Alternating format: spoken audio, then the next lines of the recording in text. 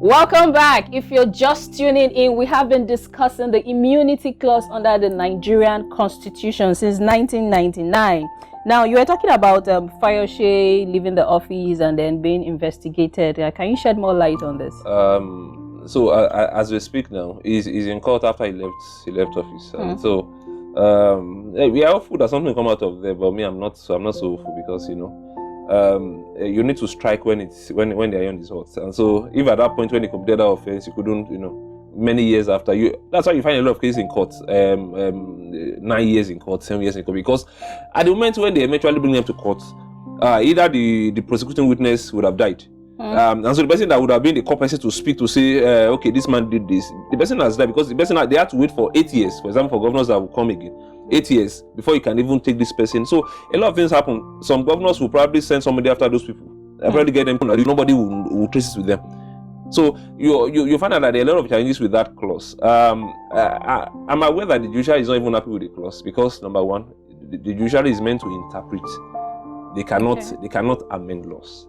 And so those that are meant to amend the laws are the senators and the House of Reps people. But of course, you know that there is politics in all of this, so they will probably not remove that clause in a very long while. I'm not up to it. I can assure you that they won't remove that clause. I actually read through that immunity clause under that constitution, and I understood what it was, and I came to the conclusion that that's the reason why some people go back into office, because you don't want to be prosecuted in the first 4 years.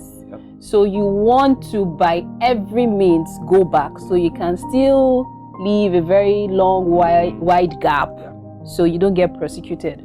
But this is not a generational title. And I'm wondering why the executive arm of government is doing virtually nothing about it. The job itself rests on the legislature. But of course, if you look at our politics, you realize that the governors have a role to play in who becomes the senator or the House of Rep in their states. As a matter of fact, after the elections, in that order, the governors are the most powerful, so they can determine, okay, this is person going, this person not going. And so somehow, someone who has helped you to become a senator, a House of Reps member, you will not turn back and say tomorrow we are removing. So it's like that. It is me, I rub your back, you help me rub my back. So they are together.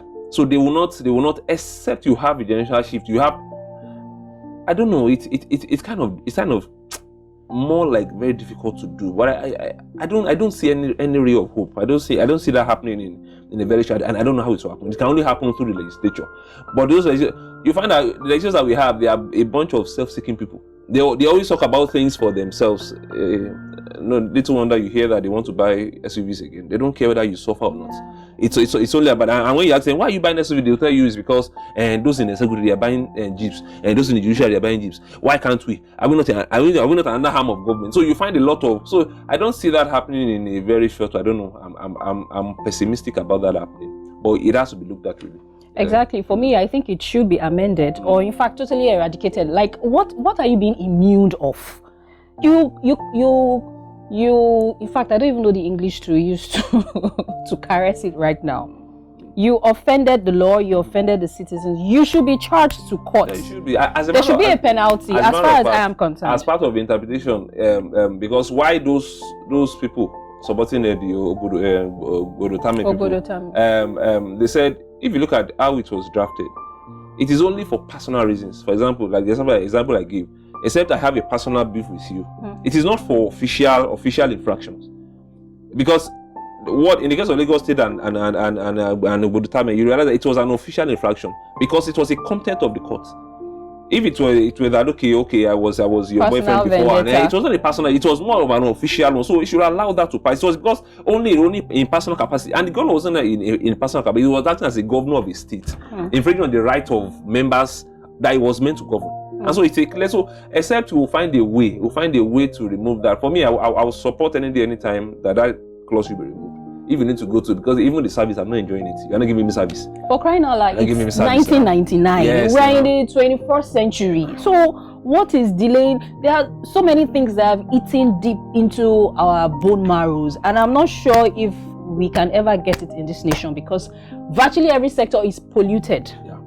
So polluted that you do not even know who to recognize as being free or fair or whatever it is.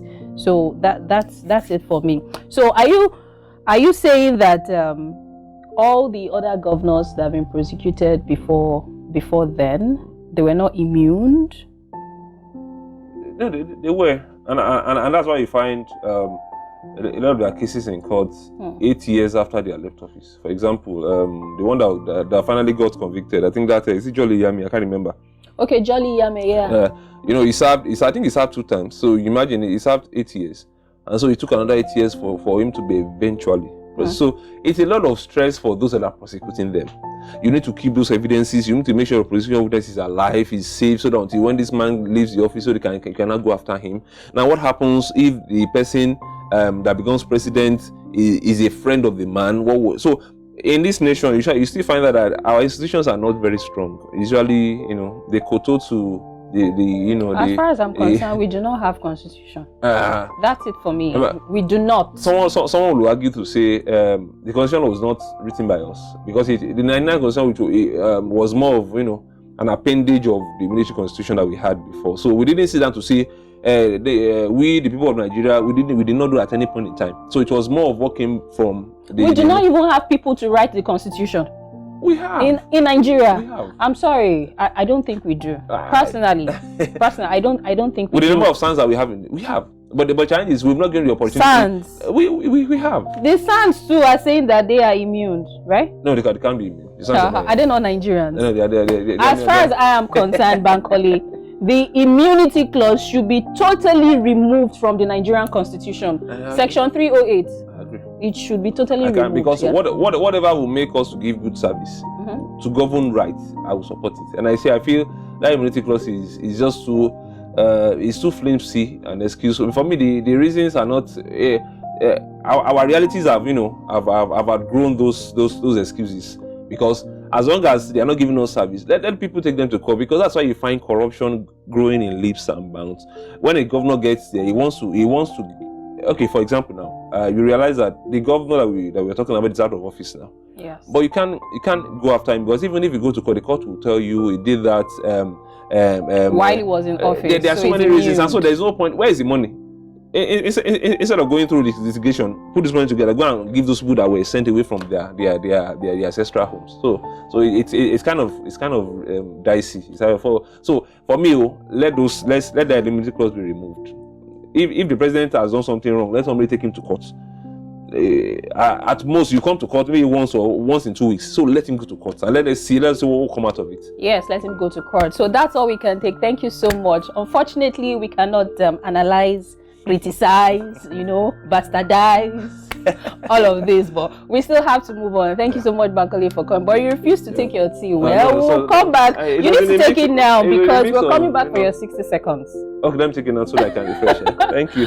Okay, so that's all we can take on our discussion, the immunity clause under the Nigerian Constitution. So for me, it should be totally removed. So we take a very short break, and then we return with the 60 seconds with Bankole. Please stay tuned.